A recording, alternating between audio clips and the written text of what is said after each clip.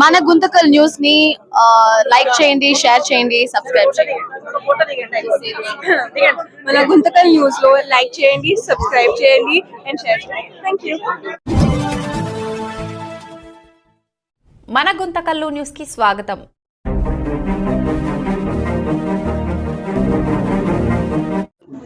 అందరికీ నమస్కారం. నా పేరు మనోజ్ కుమార్. నేను ఆలయ ధర్మకర్త కుమారుడిని. ప్రతి సంవత్సరం కార్తీక మాసం రోజున మొదటి సోమవారం లక్ష దీపోత్సవం నిర్వహించడం జరుగుతూ ఉంది. ఈ కార్యక్రమంలో వందలాది మంది ప్రజలు పాల్గొని కార్యక్రమం జయప్రదం చేయడం జరిగింది.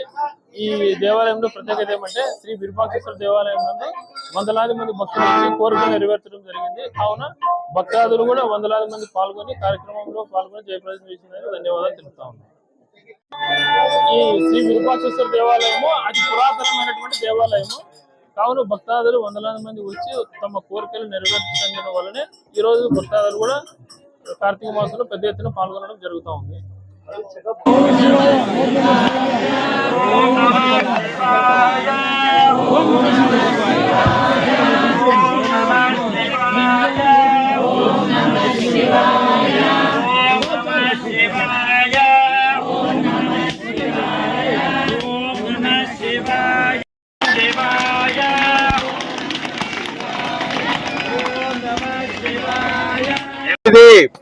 ఆర్తి అంటే ఆపద అని అర్థము.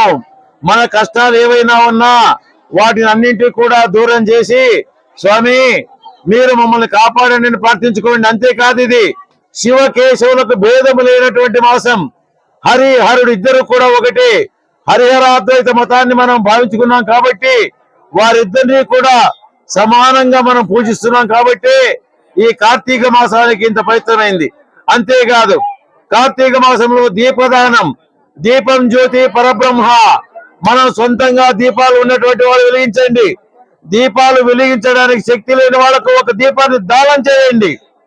సువర్ణ దానము ఎన్నో యజ్ఞయాగాలు చేస్తే కూడా రానటువంటి పుణ్య ఫలితం ఒక్క దీపదానం వల్లనే కలుగుతుంది. కాబట్టి దీపాలు తేనటువంటి వాళ్ళకి మీరు తెచ్చినటువంటి కొన్ని దీపాలు వాళ్ళకి ఇచ్చి వాళ్ళ చేత వెలిగింప చేసి వాళ్ళ యొక్క సుఖాన్ని కూడా మీరు కోరుకోండి. అంతేకాదు పార్వతీ పరమేశ్వరులు అటు రమా విష్ణుదేవీలు వీరందరూ కూడా మిమ్మల్ని ఆశీర్వదించ సిద్ధంగా ఉన్నారు. చూడండి ఏ విధంగా దీపాల తోరణం. మామూలుగా మనం ఎక్కడికైనా వెళితే ఆ తోరణాలు ఈ తోరణాలు అంటారు, కానీ ఇక్కడ దీపాల తోరణం అని మనం చూస్తూనే ఉన్నాం. కాబట్టి భక్త భాషలారా మీరందరూ కూడా మాకు ఆ పరమాత్మను చల్లగా కాపాడాలని, మన భారతదేశం సుభిక్షంగా ఉండాలని, మన భారతదేశాన్ని ఎల్లవేళలా కూడా ధర్మబద్ధంలో నడిపించమని కోరుకోండి. పైగా ఈ కార్తీక మాసంలో ఏ చిన్న పుణ్య కార్యం చేసినా కోటి యజ్ఞ ఫలం భవేత్. కోటి యజ్ఞాలు చేసినంత పుణ్యం మీకు కలుగుతుంది. పాపాలు చేసినా కూడా స్వామి నేను తెలియక అజ్ఞానంతో కొన్ని పాపాలు చేశాను, ఈ యొక్క సమయంలో నేను మనసా వాచా మిమ్మల్ని ప్రార్థించుకుంటున్నాను, మా యొక్క పాపాలను దూరం చేసి మాకు సద్గతిని ప్రసాదించి మనసా వాచా వేడుకోండి అమ్మా. పెళ్లి కాని పిల్లలు స్వామి మాకు మంచి కుటుంబాన్ని లభింపచేయని కోరుకోండి. సంతానం కాని వారు స్వామి మాకు మంచి సంతానాన్ని ప్రసాదించి కోరుకోండి. ఆరోగ్యాన్ని కోరుకోండి, ఆస్తిని కోరుకోండి ఉత్తరము. కానీ భగవంతుని యొక్క భక్తిని మాత్రం దూరం చేసుకోవద్దండి. ఎందుకంటే లింగ మధ్య జగత్సర్వం అని అన్నారు. విష్ణువు అంటే అంతటా వ్యాపించిన వాడు, శివుడు కూడా అటువంటి వాడే. కనుక వారిద్దరిని సమానమైనటువంటి ఆలోచనలతో చేసుకునే మాసం ఏదైనా ఉన్నదా అంటే అది ఒక కార్తీక మాసం మాత్రమే. కాబట్టి విద్యార్థులు మంచి విద్యను రావాలని కోరుకోండి. ఓం నమః శివాయ. అందరికీ నమస్కారం.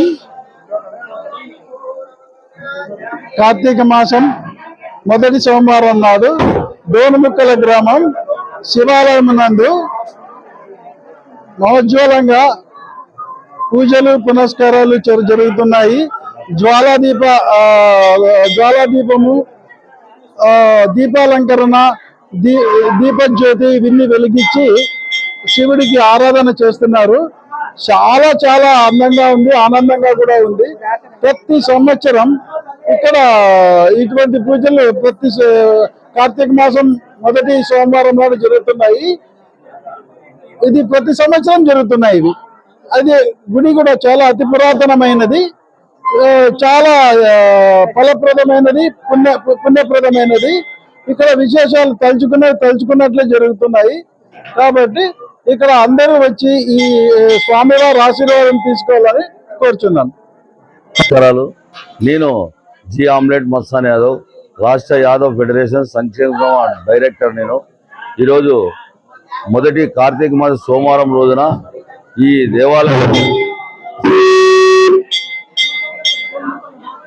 దోనుముక్కల రోడ్లోన వెలిసిన ఈశ్వరుడు ఈ దేవస్థానంలో చాలా పవిత్రమైన స్థానం ఇది.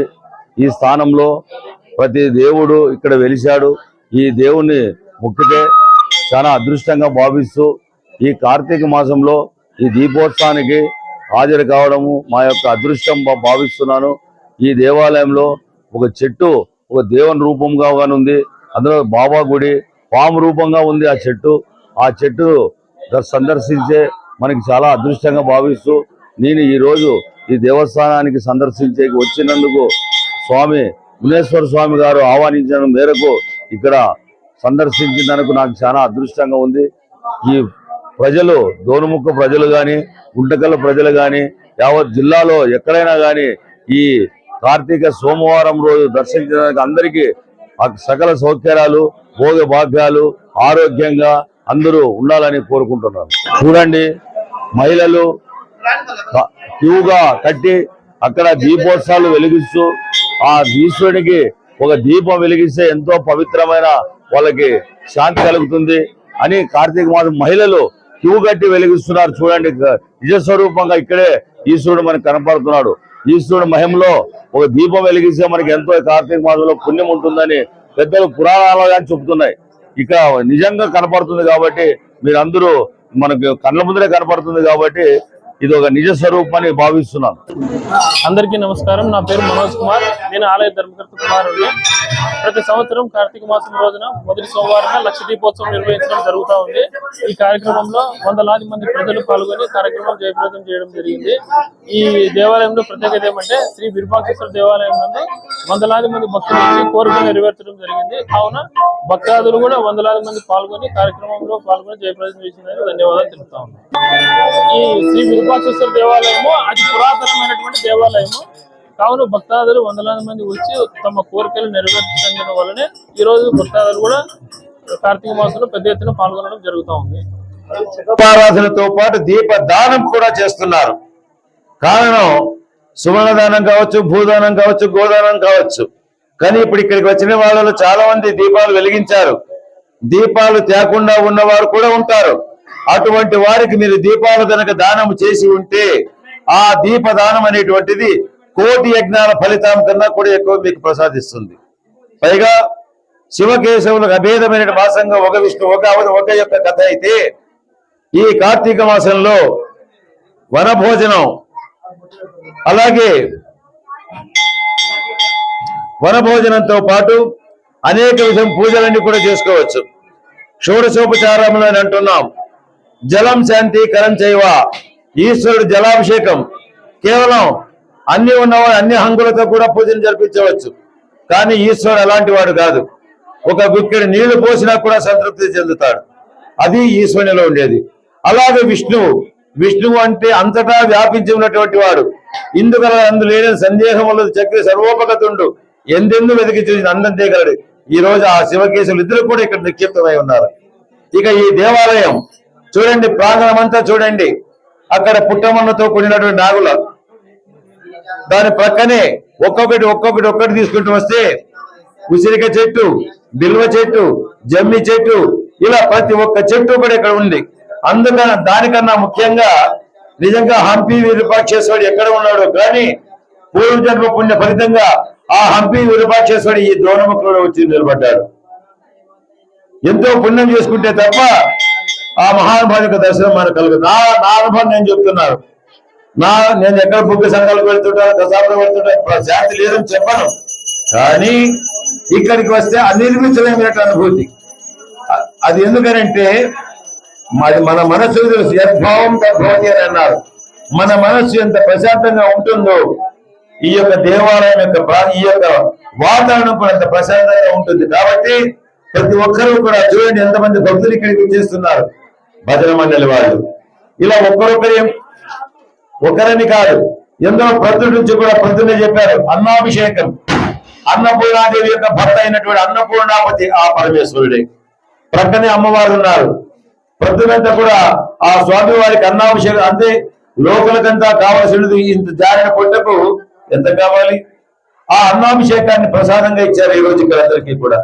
అందువల్ల ఇక్కడికి వచ్చిన భక్తులంతా కూడా ఈ యొక్క పూజా కార్యక్రమాల తర్వాత అందరూ కూడా స్వామి వారి యొక్క ప్రసాదం తీసుకుని మనసావాస మరొకసారి భగవంతుని ప్రార్థించుకుని భారతదేశాన్ని ఎప్పటికీ కూడా సుభిక్షంగా ఉండాలని కోరుకుంటూ, అలాగే ఈ యొక్క దేవాలయంలో ఈ పూజలు జరుగుతున్నటువంటి కార్యక్రమాల్లో ఎందరో మహానుభావులు అందరూ సహకరించారు. ప్రతి ఒక్కరికి కూడా అందరికీ కూడా మరొకసారి ఈ దేవాలయం కమిటీ తరఫున ధన్యవాదాలు తెలుపుకుంటూ, భజన కార్యక్రమాన్ని కూడా నా విజ్ఞప్తి నుంచి ఒక 2 నిమిషాల పాటు అవకాశాన్ని ఇచ్చినందుకు మీకు కూడా ధన్యవాదాలు, శుభాశీస్సులు తెలుపుకుంటున్నాను. సాంబదేవ పార్వతీపదే హర హర మహాదేవ్. కైలాసానికి నిలబడాలి శబ్దం.